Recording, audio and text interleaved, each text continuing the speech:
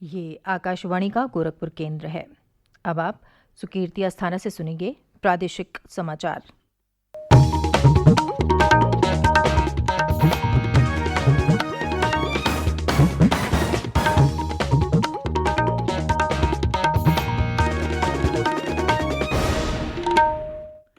पहले मुख्य समाचार। प्रधानमंत्री नरेंद्र मोदी ने कहा, लॉकडाउन के सकारात्मक परिणाम मिले, 2 गज दूरी का मंत्र फिर से दोहराया।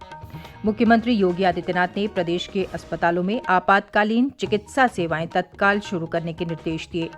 मुख्यमंत्री राजस्थान के कोटा से लौटे विद्यार्थियों से आज वीडियो कॉन्फ्रेंसिंग के माध्यम से करेंगे बातचीत।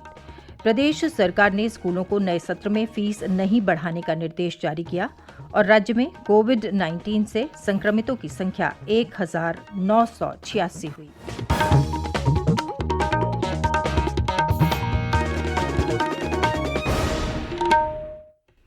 और अब समाचार विस्तार से।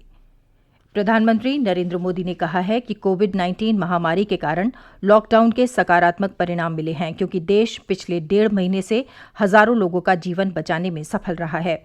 वीडियो कॉन्फ्रेंस के माध्यम से राज्यों के मुख्यमंत्रियों के साथ बातचीत में श्री मोदी ने कहा कि भारत ने कोरोना संक्रमण पर नियंत्रण के लिए समय से कदम उठाए, जिसके कारण बहुत से लोगों की रक्षा करने में देश सफल रहा।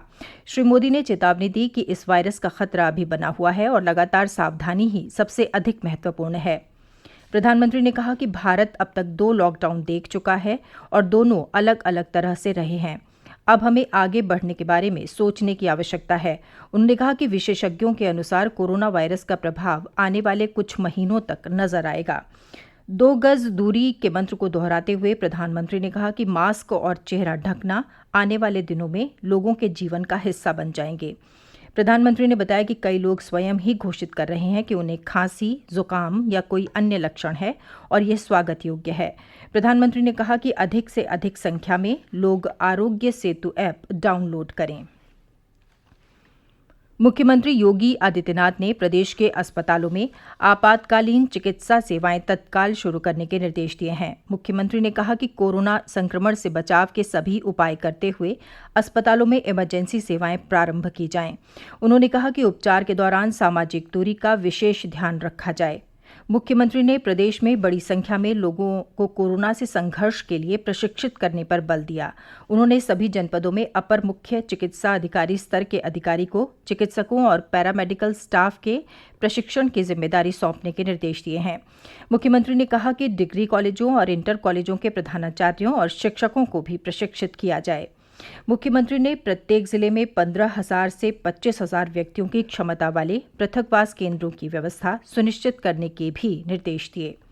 मुख्यमंत्री ने 1 मई से राज्य में जरूरतमंद व्यक्तियों को खाद्यान्न वितरण की कार्रवाई फिर से शुरू करने को कहा है।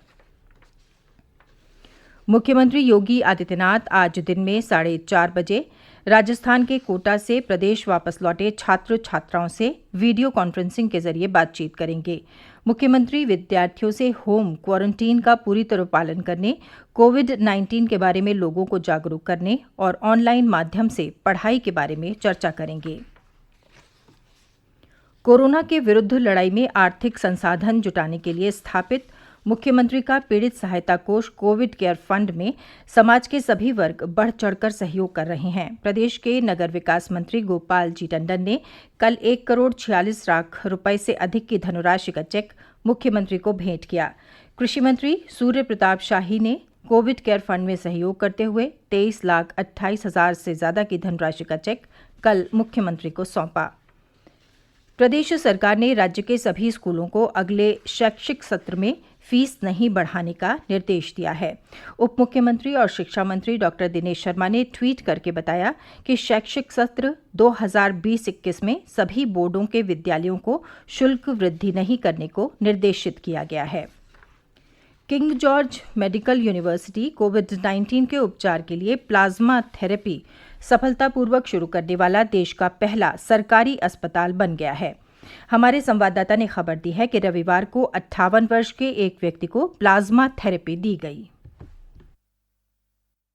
किंग जॉर्ज मेडिकल विश्वविद्यालय के कुलपति प्रोफेसर MLB भट्ट ने इसे एक ऐतिहासिक अवसर बताया और कहा कि उनका संस्थान भारतीय चिकित्सा अनुसंधान परिषद की ओर से प्लाज्मा थेरेपी को अनुमति दिए जाने के बाद से ही इसकी तैयारी कर रहा था। इसके लिए प्लाज्मा उन 3 मरीजों से लिया गया जो KGMU में ही अपने कोविड संक्रमण का सफलतापूर्वक इलाज करवा कर स्वस्थ हो चुके थे। मेडिसिन विभाग के assistant professor doctor D Himanshu ने बताया कि कोविड संक्रमण से पीड़ित 58 वर्षीय मरीज की हालत अब पहले से बेहतर है। अगर इस मरीज की तबीयत पूरी तरह से ठीक हो जाती है तो ये कोविड संक्रमण के गंभीर मरीजों को प्लाज्मा ट्रांसफ्यूजन पद्धति से ठीक करने की दिशा में एक अहम कदम साबित होगा। सुशील चंद्र तिवारी, आकाशवाणी समाचार, लखनऊ।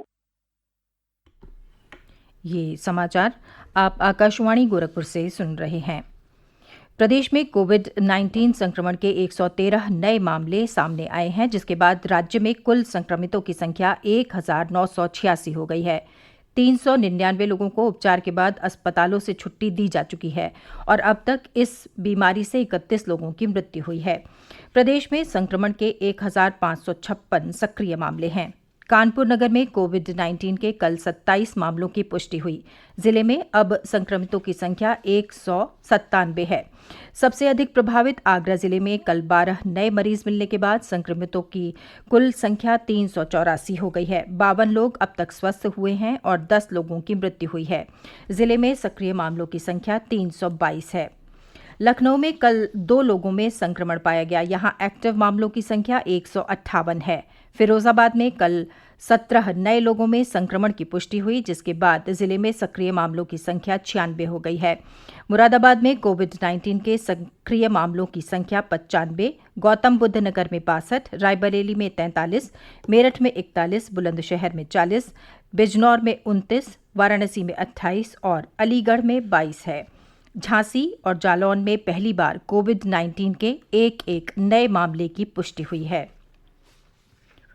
सोशल मीडिया के विभिन्न प्लेटफॉर्म पर भ्रांति फैलाई जा रही है कि लोगों को ऐसे रोगियों से दूर रहना चाहिए जो कोविड-19 के संक्रमण से ठीक हो गए हैं। Public health foundation of India के अध्यक्ष डॉक्टर के श्रीनाथ रेड्डी ने कहा कि ठीक हुए कोविड-19 रोगियों से डरने की आवश्यकता नहीं है। ऐसे लोगों और उनके परिवार के सदस्यों से मिलने में कोई हानि नहीं है। और अब कुछ संक्षिप्त समाचार। गोरखपुर जिले में कोरोना संक्रमण का पहला मामला सामने आया है। थाना उरवा के गांव हाटा बुजुर्ग में रहने वाला एक व्यक्ति कोविड-19 से संक्रमित पाया गया। जिलाधिकारी ने बताया कि 50 वर्षीय ये व्यक्ति रविवार को ही दिल्ली से गोरखपुर आया है। अयोध्या से अच्छी खबर है। पिछले सप्ताह जिले में कोरोना से संक्रमित मिली गर्भवती महिला के परिवार और अस्पताल में उसका उपचार करने वाले चिकित्सकों और स्टाफ समेत सभी 44 लोगों की रिपोर्ट नेगेटिव आई है। पुलिस ड्यूटी के दौरान जान गंवाने वाले जौनपुर के उपनिरीक्षक रामजीत भारती का अंतिम संस्कार कल पूरे राजकीय सम्मान के साथ उनके पैतृक गांव मछली शहर के कोटवा में किया गया। श्री भारती फतेहपुर में पुलिस ड्यूटी पर तैनात थे। बीते शनिवार को यमुना नदी में नाव पलट जाने से उनकी मृत्यु हो गई थी। कुशीनगर जिले के कज़िया कस्बे में जन सहयोग से सामुदायिक रसोई का संचालन किया जा रहा है। लॉकडाउन शुरू होने के बाद से यहां से हर रोज लगभग 300 जरूरतमंद लोगों को भोजन उपलब्ध कराया जा रहा है। बदायूं जिले के बिसौली के स्वयंसेवी संगठन श्री नारायण भट्ट सेवा समिति ने 500 मास्क और मुख्यमंत्री कोविड केयर फंड के लिए 5,100 रुपये की धनराशि का चेक कल जिलाधिकारी कुमार प्रशांत को सौंपा।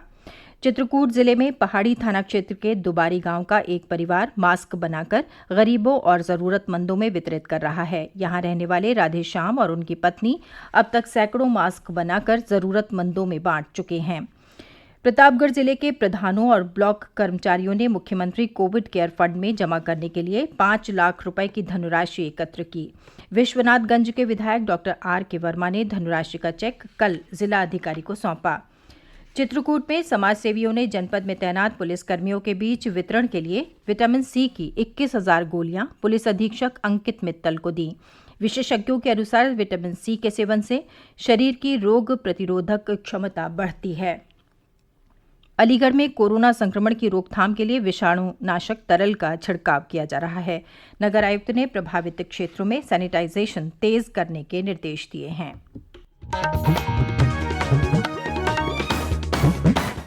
और अंत में इस बुलेटिन के मुख्य समाचार एक बार फिर सुन लीजिए।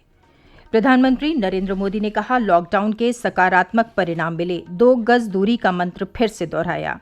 मुख्यमंत्री योगी आदित्यनाथ ने प्रदेश के अस्पतालों में आपातकालीन चिकित्सा सेवाएं तत्काल शुरू करने के निर्देश दिए। मुख्यमंत्री राजस्थान के कोटा से लौटे विद्यार्थियों से आज वीडियो कॉन्फ्रेंसिंग के माध्यम से करेंगे बातचीत। प्रदेश सरकार ने स्कूलों को नए सत्र में फीस नहीं बढ़ाने का निर्देश जारी किया और राज्य में कोविड-19 से संक्रमितों की संख्या 1986 हुई। इसके साथ ही समाचार बुलेटिन समाप्त हुआ। नमस्कार।